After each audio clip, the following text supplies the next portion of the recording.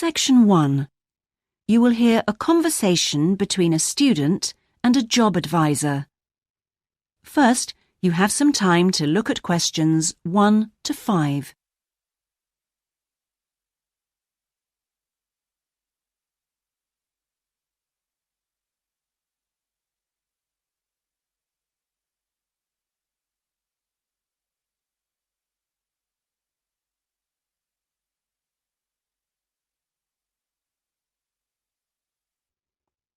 Now we shall begin.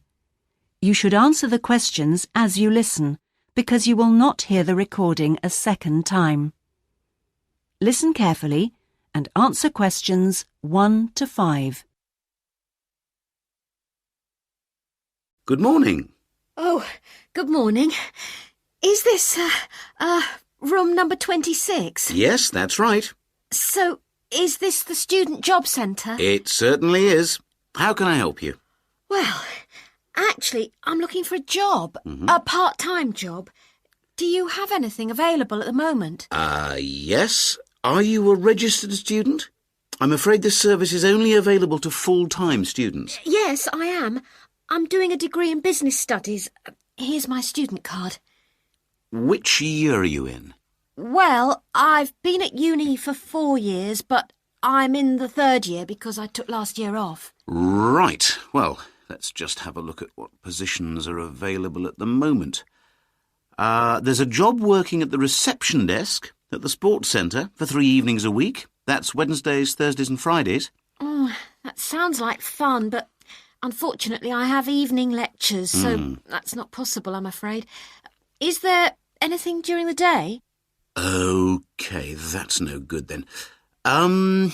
What about cleaning? There's a position for a cleaner at the childcare centre. Right. But you'd need to be there at 6 a.m. Does that appeal? 6 o'clock in the morning? Ooh, that's far too early for me, I'm afraid. I'd never make it that early in the morning. Well, there was a position going in the computer lab for 3 days a week that might be OK. Here it is. No, it's in the library, not the lab. Clerical assistant required. I think it mostly involves putting the books back on the shelves. Oh, no, hang on. It's for Wednesday and Friday evenings again. No, I can't manage that because of the lectures. OK, I'm getting the idea. Look, I'll just get a few details from you anyway, and then we can check through the list and see what comes up. Before you hear the rest of the conversation, you have some time to look at questions 6 to 10.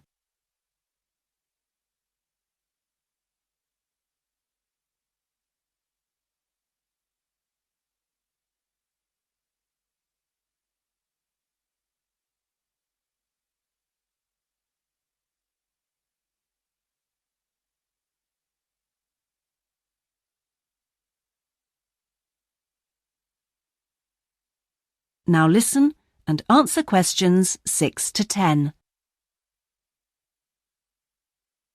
We'll fill in the personal details on this application form first, if that's OK. Yeah, that's fine. Now, what's your name again? Anita Newman. That's Newman. And your address, Anita? I'm in one of the halls of residence for postgraduate students. You know, International House. OK, that's easy. What's your room number there? Room B569. No, sorry, B659. I always get that wrong. I haven't been living there very long. Do you have any other skills? Typing, languages, that sort of thing? Well, I speak some Japanese. Right, I'll make a note of that. Now, let's see what else is available. What do you think of administrative work? There's a position for an office assistant at the English Language Centre. That sounds interesting. It's for 3 days a week, Monday, Friday and Saturday mornings. Interested? I was hoping to have Saturdays free, but I need the work, so... Can you tell me what the job involves? Yep, sure. It says here that you'll be required to deal with student inquiries and answer the phone. I'm sure I can handle all that without a problem. Great. Well, would you like me to arrange an interview for you? Say Friday morning around 10? Can we make it a bit later? Unfortunately, I've got something to do at 10. Would that be okay? Not a problem. How about 11:30? Hope it works out for you, Anita. Me too. And thanks for all your help. That is the end of section 1. You now have half a minute to check your answers.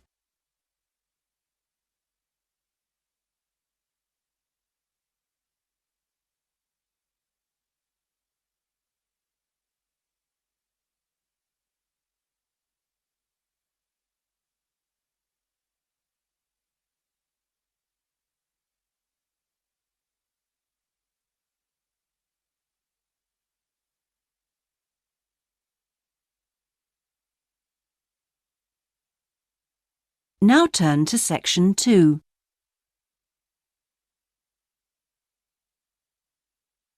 Section 2. You will hear a talk given by a group offering a walking holiday to raise money for charity. First, you have some time to look at questions 11 to 16.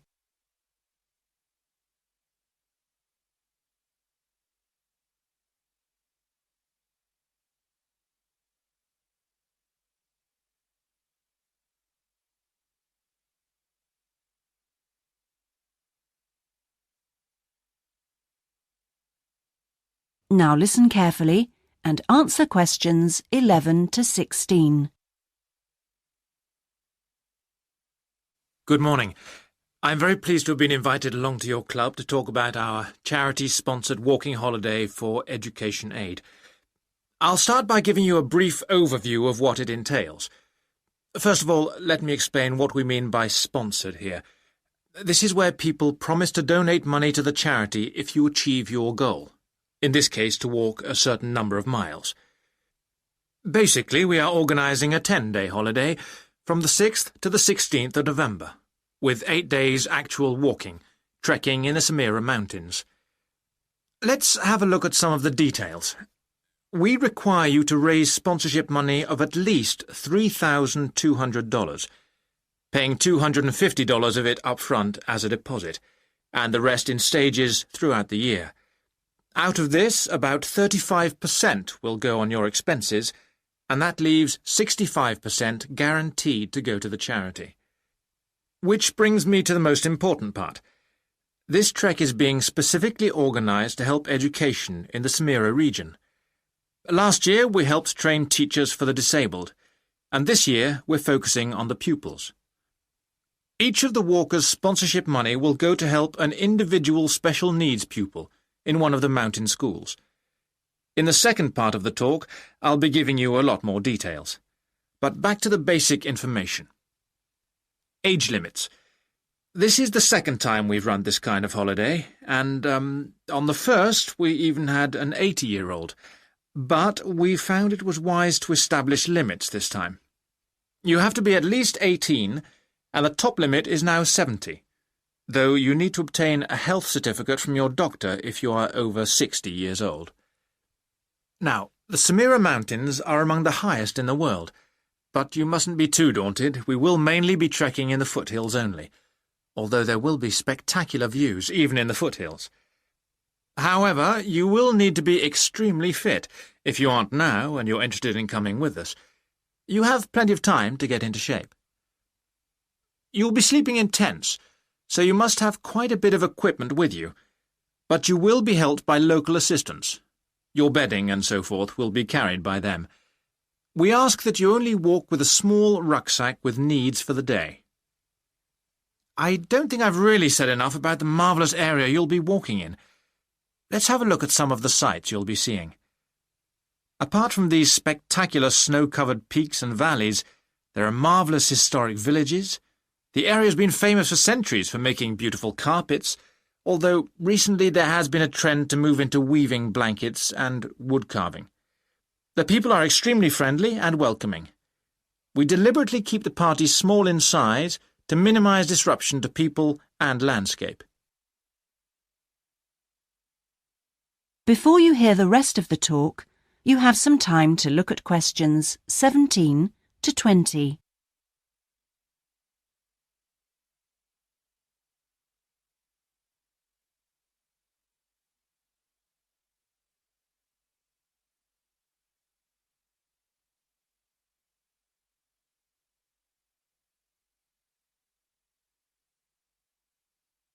Now listen and answer questions 17 to 20. I hope that there are still some people interested. I will be distributing leaflets at the end where you can find out more information. But just for the moment, I'll outline the itinerary, the main high points of the holiday. Obviously, you'll start by flying out to Kishbar, the capital city, on day 1. After a couple of days to acclimatise yourself, you'll start the trek on day 3, walking through the enormous Katiba forest, which will take the whole of the day. Day 4 takes us higher up, going through the foothills, past a number of villages, and visiting a school for the disabled in Sohan. Then you have a rest day, that's day 5, before going to the spectacular Kumi Temple, with 12th century carvings, set in a small forest by a lake, and that's day 6, the highlight for many. We stay near there for day 7, because then comes the hardest day, walking through very mountainous country, but culminating in a swim in the Pate Falls. This is the highest waterfall in the region. Day 9 is much easier, with part of the day spent in a village where they make some of the gorgeous red blankets. Then back down to Kishbar and the journey home. So, you can see it's a pretty packed timetable. That is the end of section 2. You now have half a minute to check your answers.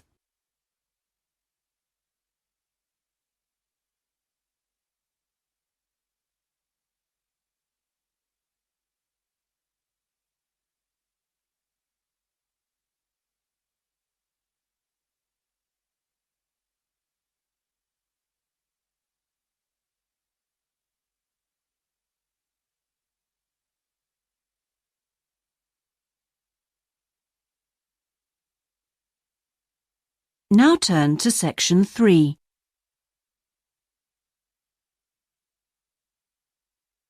Section 3. You will hear part of a seminar on ocean research given by a climate scientist. First, you have some time to look at questions 21 to 25.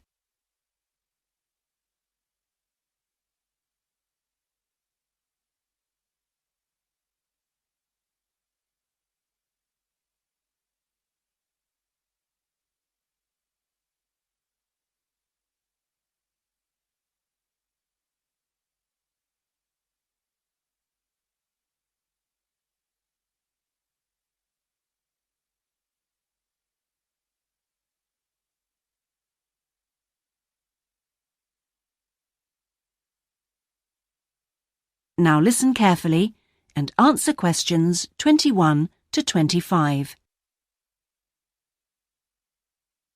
Thanks to all of you for coming along today to hear about how the Robotic Float project is helping with ocean research.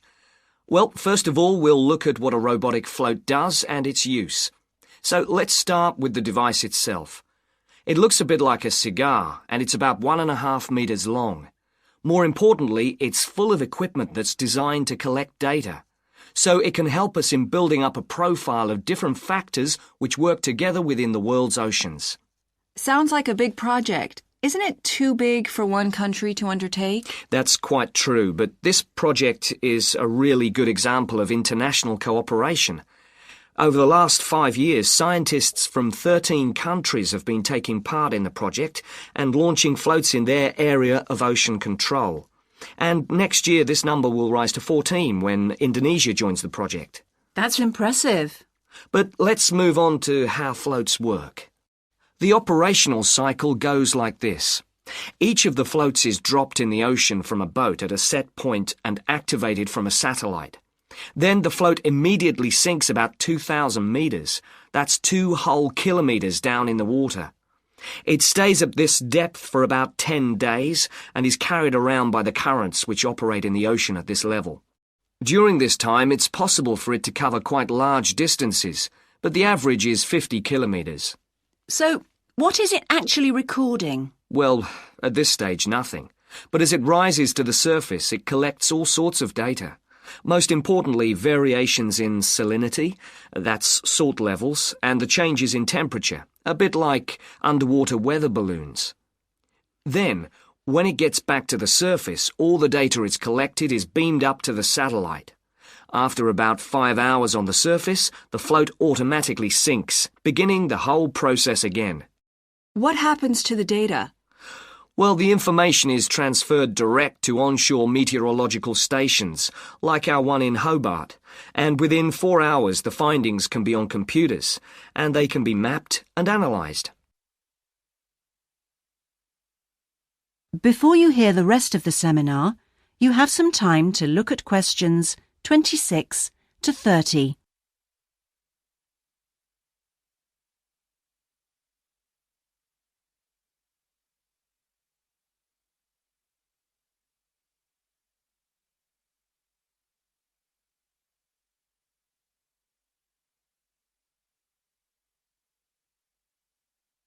Now listen and answer questions 26 to 30. You say you're building models of the world's ocean systems, but how are they going to be used? And more importantly, when? Some of the data has already helped in completing projects. For example, our understanding of the underlying causes of El Niño events is being confirmed by float data. Another way we're using float data is to help us to understand the mechanics of climate change, like global warming and ozone depletion. That's part of an ongoing variability study, but the results are still a long way off. However, this is not the case with our ocean weather forecasting. Because we know from the floats what the prevailing weather conditions will be in certain parts of the ocean, we can advise the Navy on search and rescue missions. That's happening right now, and many yachtsmen owe their lives to the success of this project. In addition, the float data can help us to look at the biological implications of ocean processes. Would that help with preserving fish stocks? Yes, and advising governments on fisheries legislation. We're well on the way to completing a project on this. We hope it will help to bring about more sustainable fishing practices. We'll be seeing the results of that quite soon. It sounds like the data from floats has lots of applications. Yes, it does. It's also a powerful agricultural tool. If we were aware of what the weather would be like, say, next year, we could make sure that the farmers planted appropriate grain varieties to produce the best yield from the available rainfall. That sounds a bit like science fiction, especially when now we can't even tell them when a drought will break. I agree that this concept is still a long way in the future, but it will come eventually, and the float data will have made a contribution. That is the end of section 3. You now have half a minute to check your answers.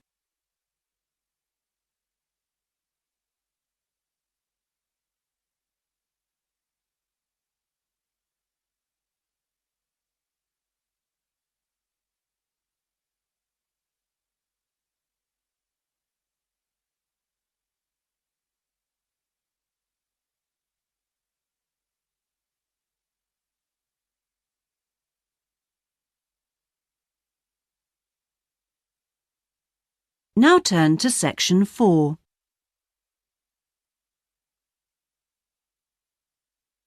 Section 4. You will hear part of a lecture about hotels and the tourist industry. First, you have some time to look at questions 31 to 40.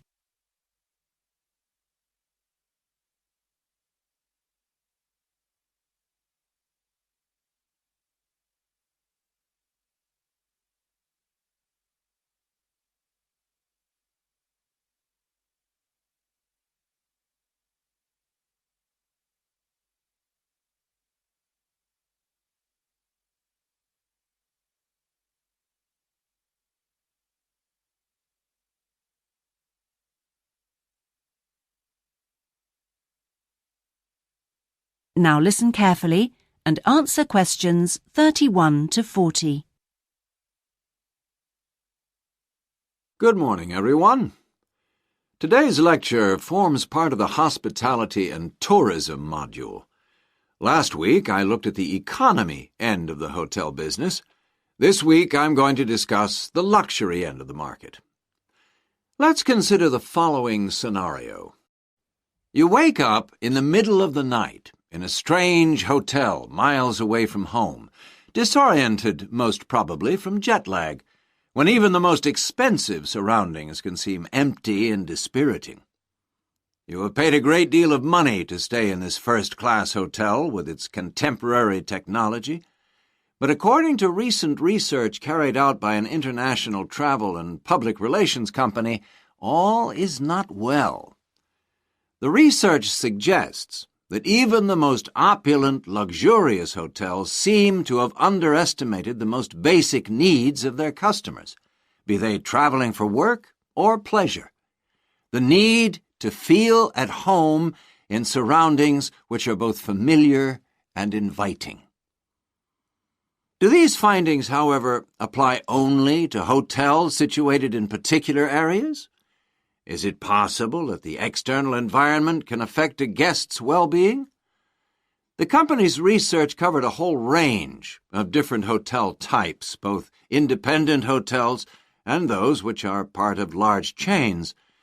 They investigated chic so-called boutique hotels in the heart of downtown business districts, stately mansions located in the depths of beautiful countryside, and plush hotels built at the edge of tropical beaches, surrounded by palm trees and idyllic blue ocean. And the research concluded that what was outside the hotel building simply didn't matter. This is a fascinating revelation, and those of you hoping to move into careers in the travel and leisure industry would be well advised to look at the findings in more detail. But back to the main point of this lecture, the need to feel at home. What can the hotel industry do about it? And is the very idea so subjective that it's impossible to do anything about it on a global basis?